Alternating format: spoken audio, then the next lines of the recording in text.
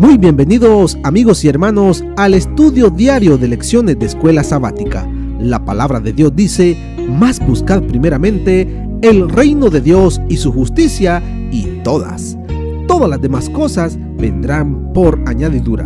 Por eso, a partir de este momento, Radio Adventista, la voz de la verdad, te invita a mantener la sintonía del cielo para que puedas escuchar y comprender el estudio de hoy con nuestro hermano Humberto Cativo. Muy buenos días, queridos hermanos y amigos. Nuevamente estamos con ustedes a través de Radio Adventista, la voz de la verdad. Hoy es domingo 12 de noviembre. Y hoy estudiaremos la lección titulada Cuando el pecado abundó. ¿Qué sucede o qué sucedió cuando el pecado abundó? En Romanos 5:20, Pablo hace una declaración poderosa. Nos dice allí: pero la ley se introdujo para que el pecado abundase. Mas cuando el pecado abundó, sobreabundó la gracia. Su razonamiento es que no importa cuánto pecado haya o cuán terrible sea el resultado del pecado, la gracia de Dios es suficiente remedio, es suficiente, dice, para remediarlo. No importa cuánto hayamos pecado, pero cuando la gracia, cuando aceptamos al Señor Jesucristo, es suficiente, sobreabunda para perdonarnos de cualquier pecado que hayamos cometido. No solamente yo, sino cualquiera que haya cometido, cualquier persona. Pero tenemos que venir ¿a quién? A la gracia, a Cristo Jesús. Por eso dice ahí en la lección: ¿qué esperanza debería darnos a todos? Especialmente cuando nos vemos tentados a creer que nuestros pecados son demasiado grandes como para ser perdonados. ¿Cuántas personas dicen: no, yo ya no tengo perdón? He vivido una vida sin Dios. He vivido renegando de Dios. ¿Y cuántas excusas da? Pero vemos que aquí nos dice la palabra de Dios que sobreabundó la gracia. No importa, hay esperanza para todos en Cristo Jesús. En Romanos 5:21 nos dice: para que así como el pecado reinó para muerte, así también la gracia reine por la justicia para vida eterna mediante Jesucristo, Señor nuestro. Así de que aquí vemos, Pablo muestra que aunque el pecado llevó a la muerte, la gracia de Dios mediante Jesús ha derrotado a la muerte. ¿Y qué puede darnos? Dice: vida eterna. La gracia da a nosotros vida eterna. La gracia de Cristo da a nosotros paz, seguridad. Nos pone en armonía con Dios.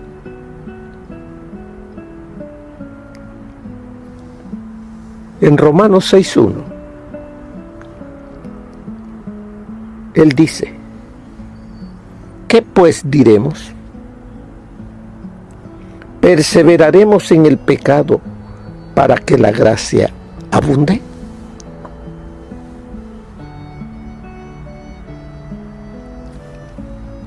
¿Qué pues diremos? ¿Seguiremos en esa vida de pecado como sobreabunda la gracia? entonces podemos seguir pecando. Alguien le hizo esa pregunta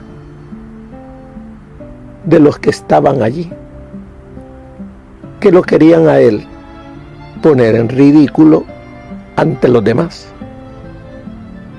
Pero vemos aquí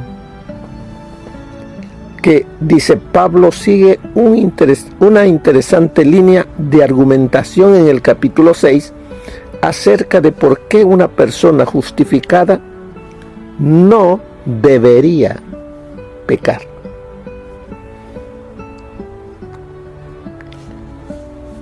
Pablo rechaza definitivamente la noción de que la gracia de Dios conduce a la licencia y al pecado.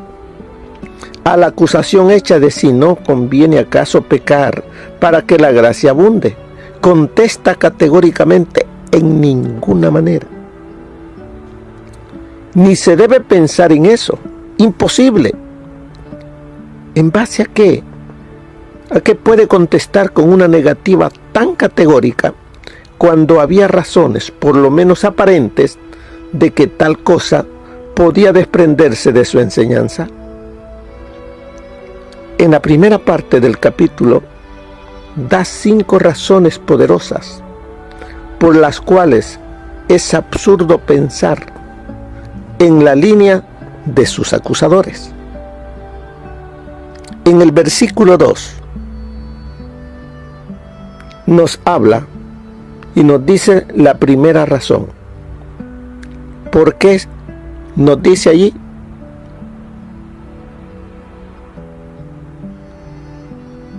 Porque los que hemos muerto al pecado, ¿cómo viviremos aún en él? Entonces nos está diciendo muertos al pecado. La primera razón que da es que tal cosa es imposible, porque el cristiano ha muerto al pecado. Por lo tanto, sería impensable que siguiera viviendo en él. Los que hemos muerto al pecado, ¿cómo viviremos aún en él? ¿Qué quiere decir haber muerto al pecado? El apóstol utiliza una analogía, la muerte, para explicar lo que quiere decir. Las analogías, sabemos bien, deben ser usadas con cuidado y no presionar cada detalle más allá de su intención original. Por ejemplo, cuando Jesús nos dijo que debemos ser como niños, no quiso decir que debemos reflejar todas las actitudes de los pequeñitos, incluyendo su inmadurez o su egocentrismo, sino su confiada dependencia. Lo mismo cuando dice que el cristiano ha muerto, no quiere decirnos necesariamente que ahora exhibe todas las características de un muerto.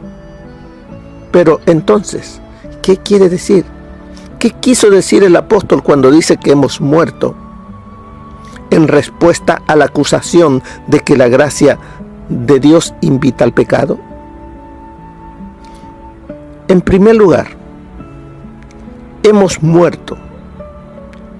Está en el tiempo verbal aoristo, lo cual se refiere a una acción que ha ocurrido y ha sido completada en el pasado, por lo que no quiere decir que no debemos morir al pecado.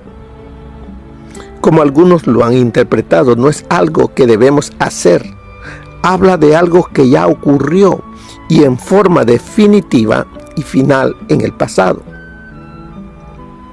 La muerte de la cual habla el apóstol es el hecho de haber escapado de una vez por todas de sus amenazas y su tiranía. Por haber estado en Adán, estábamos condenados, muertos en un sentido práctico sin esperanzas. Al estar ahora unidos a Cristo, hemos escapado de la pena del pecado, que es la muerte. Hemos escapado porque hemos muerto en el sustituto. Él murió la muerte que nos correspondía a nosotros. En otro lugar, el apóstol lo indicó en forma explícita, porque el amor de Cristo nos constriñe, pensando esto, que si uno murió por todos, luego todos murieron. 2 Corintios 5:14. Además dice la Escritura que Cristo fue enviado para que gustase la muerte por todos. Hebreos capítulo 2, versículo 5. También hay otra razón por la cual no debemos pecar, o ya no pecaremos. Dice, bautizados en Cristo Jesús. ¿O no sabéis, versículo 3, o no sabéis que todos los que hemos sido bautizados en Cristo Jesús, hemos sido bautizados en su muerte? El bautismo ilustra cómo el cristiano ha muerto al pecado. El bautismo involucra una participación en la muerte de Cristo. Significa entrar en una nueva relación con Él. No está hablando del rito del bautismo en sí, y menos como un sacramento. Sin duda, tiene en mente lo que ocurrió cuando los israelitas salieron de Egipto, cuando todos en Moisés fueron bautizados en la nube y en el mar. 1 Corintios 10, versículo 1 y 2. Obviamente en el caso de los israelitas no se trataba de un bautismo por inmersión, porque ni siquiera sus sandalias se mojaron al cruzar el Mar Rojo. Cruzaron en seco. Los únicos que fueron bautizados en agua fueron los egipcios, quienes nunca salieron de allí. Al cruzar el Mar Rojo se identificaron en una nueva manera con Moisés, su líder. Antes de cruzar todavía podían volver a Egipto, pero ahora se habían comprometido con Moisés por el resto del viaje. El bautismo se convierte en un símbolo de lo que ocurrió con Cristo, por medio del cual nos identificamos con Él. Si el bautismo implica la identificación con Cristo en su muerte, debe también implicar identificación con Él en todo el proceso. Él no solo murió, sino que fue sepultado. La sepultura enfatiza la finalidad de la muerte, la total desconexión con la existencia previa. La sepultura pone al muerto fuera del mundo en forma permanente. No tiene más derecho a vivir, pero en el caso de Cristo, la tumba fue solo la antesala de la etapa final, la resurrección. Cristo no quedó en la tumba, salió por la gloria del Padre a una nueva esfera de existencia. El bautismo significa que el creyente sale de un estado y entra a otro. Otra vez, como los israelitas salieron de debajo del yugo del faraón para obedecer a Dios en la persona de Moisés, su representante. También nos dice en el verso 6, ¿qué sucede en el verso 6? Sabiendo esto, que nuestro viejo hombre, ¿qué pasó con el viejo hombre? Fue crucificado juntamente con él, para que el cuerpo del pecado sea destruido, a fin de que no sirvamos más al pecado. ¿Quién es el viejo hombre que fue crucificado? Lo que fue crucificado es nuestra pasada manera de vivir, la vida que vivíamos cuando estábamos en Adán, la vida antigua de pecado habitual. Es posible que el apóstol usa intencionalmente la figura de la crucifixión. La persona crucificada no moría instantáneamente, como alguien que era decapitado, por ejemplo, o echado en la hoguera, sino que al ser clavado en la cruz, perdía todo el derecho a la vida, a gobernar a otros, a imponer su voluntad. Cuando dice que el viejo hombre fue crucificado para que el cuerpo del pecado sea destruido. Otra vez, la palabra destruido es muy interesante. Es la misma palabra que se usa en Hebreos. Así que por cuanto los hijos participaron de carne y sangre, él también participó de lo mismo para destruir por medio de la muerte al que tenía el imperio de la muerte, esto es, el diablo. Esta palabra significa incapacitar, privar de poder, derrotar. Aunque la cabeza de la serpiente fue herida en la cruz, esta no fue aniquilada. Todavía molesta, todavía quiere gobernar, a pesar de que no tiene más derecho.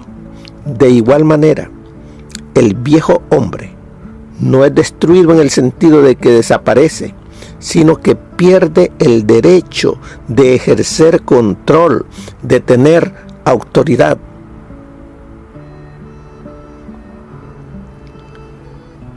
También nos dice en el versículo 11: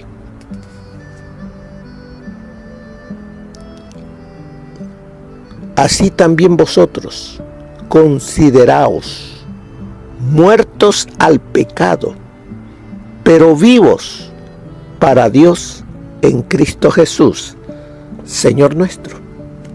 Es interesante notar que en el versículo 11 se encuentra el primer imperativo, la primera orden de la epístola, consideraos.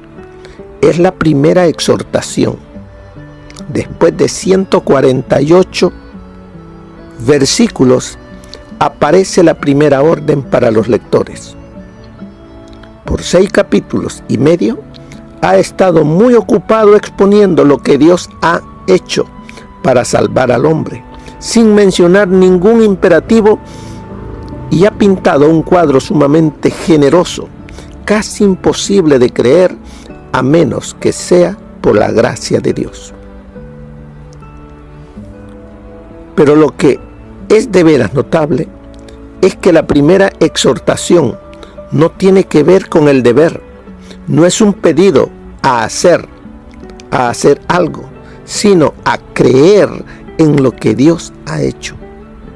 La palabra consideraos viene del griego logizomai, palabra que encontramos ya varias veces en los capítulos anteriores. En realidad, ya ha aparecido 14 veces y todavía va a aparecer varias veces más.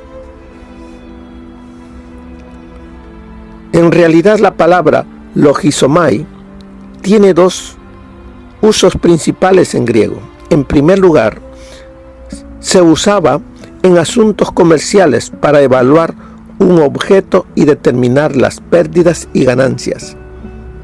Era un término de contabilidad. En el español tenemos algunas palabras que presentan algo de este sentido: logística, logaritmo. En segundo lugar, se usaba en filosofía para referirse a un razonamiento racional, no emotivo. Este significado se mantiene en nuestras palabras lógica y lógico. Lo que es común en los dos usos es que la palabra logizomai tiene que ver con la realidad, con las cosas tal cual son. Así es de que veamos más que nos dice. A grandes rasgos hemos visto algunas de las razones por las que el apóstol Pablo dice que a la pregunta que le hicieron, ¿qué pues diremos? ¿Perseveraremos en el pecado para que la gracia abunde? En ninguna manera. dice el apóstol Pablo. Él es enfático. En ninguna manera. Porque los que hemos muerto al pecado, ¿cómo viviremos aún en él? No sé si usted entiende qué es lo que le quiere decir el Señor a usted a través del estudio de la lección del día de hoy. Si usted ha aceptado al Señor Jesucristo por medio del bautismo, nos está diciendo, ya tú eres de Él, debes seguirle a Él. Has muerto a la naturaleza que te hacía pecar.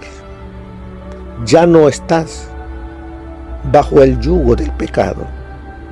El Señor Jesús rompió esa cadena. Pero ¿cuántos de nosotros todavía seguimos permitiendo que la naturaleza carnal gobierne nuestras vidas y no la naturaleza de Cristo? Y lo reflejamos a través de nuestras acciones diarias. ¿Cómo conocerán las gentes que son mis discípulos?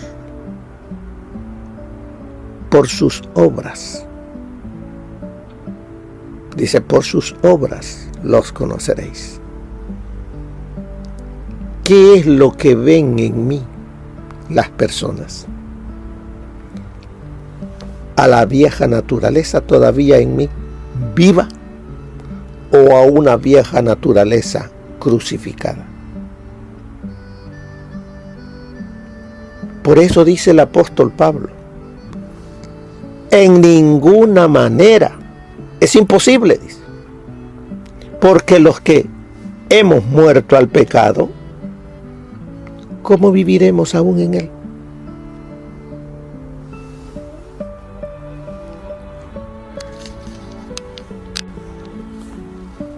Aquí en la parte ya casi al final de la lección nos dice, con esto vemos claramente lo que significan las palabras del apóstol. Las declaraciones como hemos muerto al pecado, consideraos vivos para Dios, etc. significan que no cedemos a nuestras pasiones pecaminosas ni al pecado, aunque el pecado continúe en nosotros. ¿Cómo es eso? Dice, el pecado continúa en nosotros.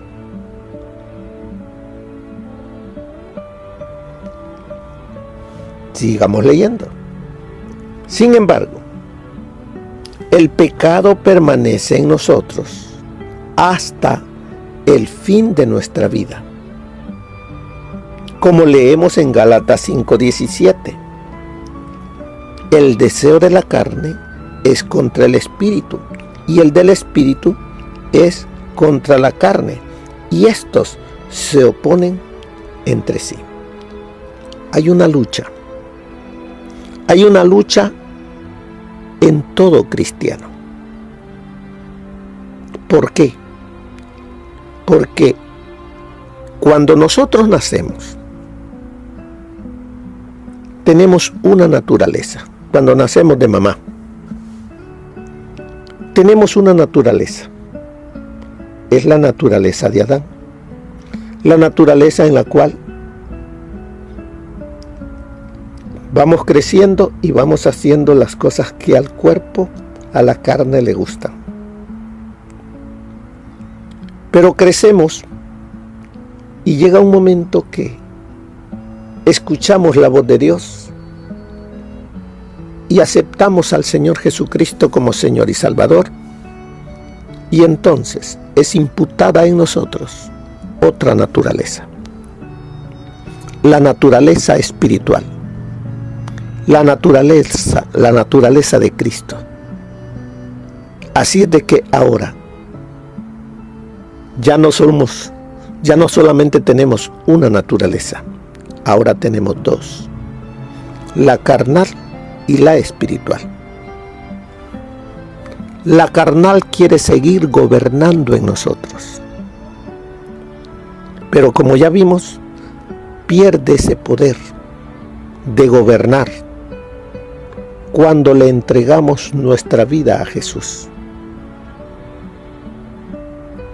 Ahora es el Señor Jesús el que gobierna en nosotros para nuestro bien.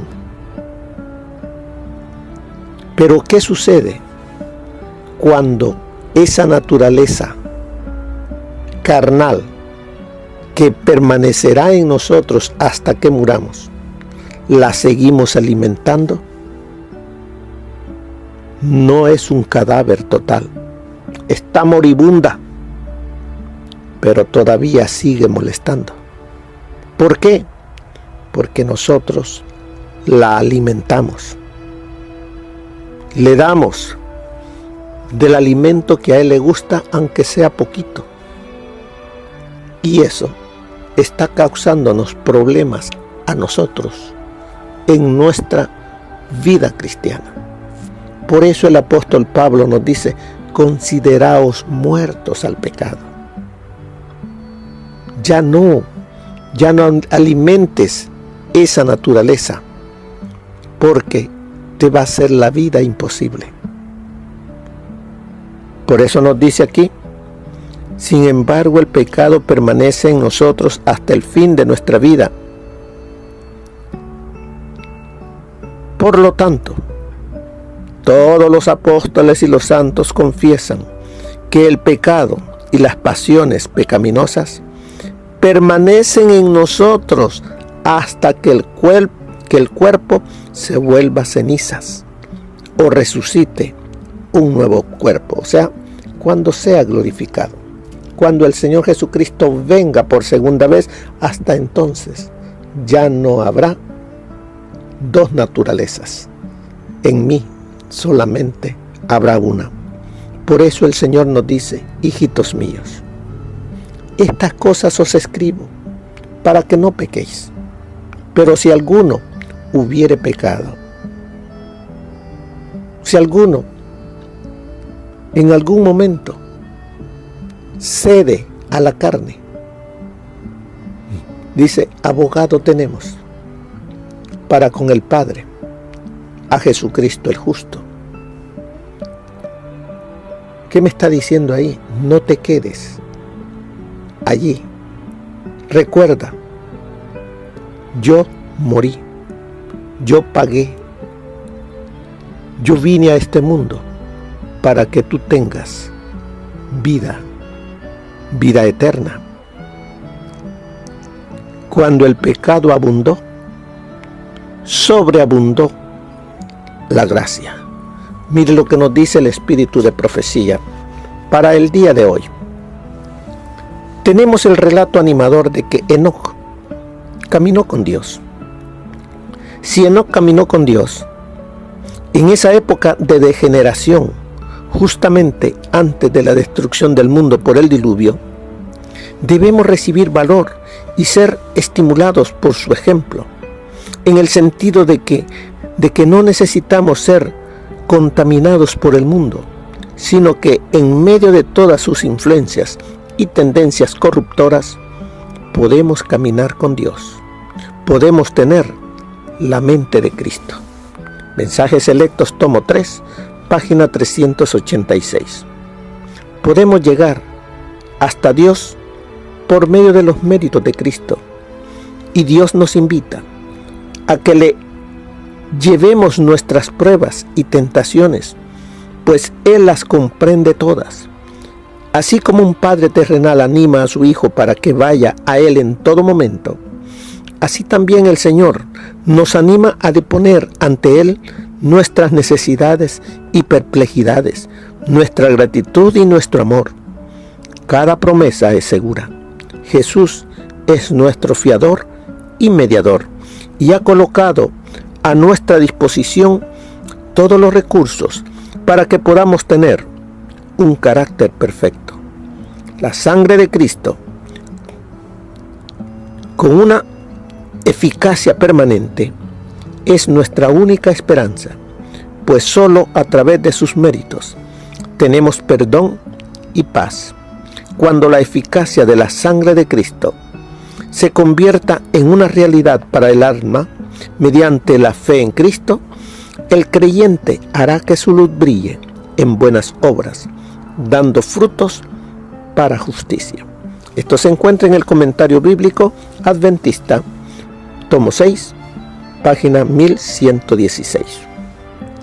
Si suponéis por un momento que Dios tratará livianamente el pecado, o hará provisiones o excepciones para que podáis seguir cometiendo pecados, sin que el alma sufra la penalidad por su conducta, estáis bajo un terrible engaño de Satanás.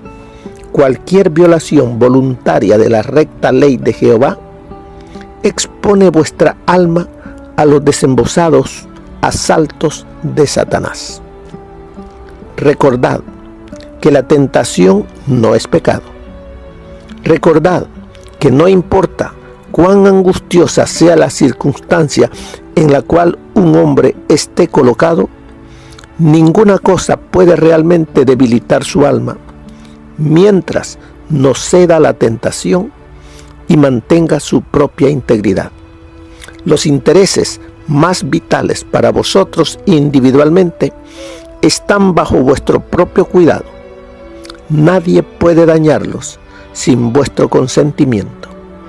Todas las legiones satánicas no pueden haceros daño, a menos que abráis vuestra alma a las artes y dardos de Satanás. Vuestra ruina nunca puede ocurrir, a menos que vosotros consintáis. Si no hay contaminación de vuestra mente, toda la contaminación que os rodea no puede mancharos. Debemos considerar la vida eterna por encima de todo, o no valdrá nada para nosotros.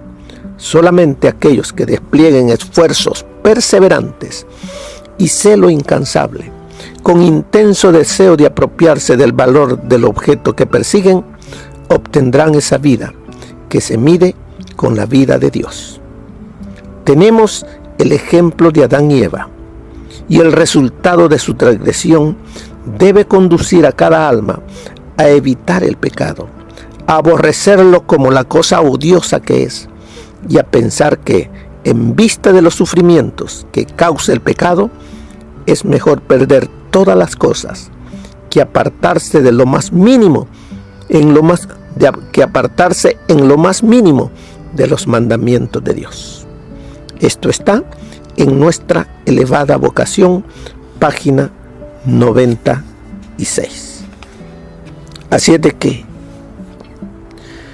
cuando el pecado abundó, sobreabundó la gracia. ¿Para quién? Para ti y para mí.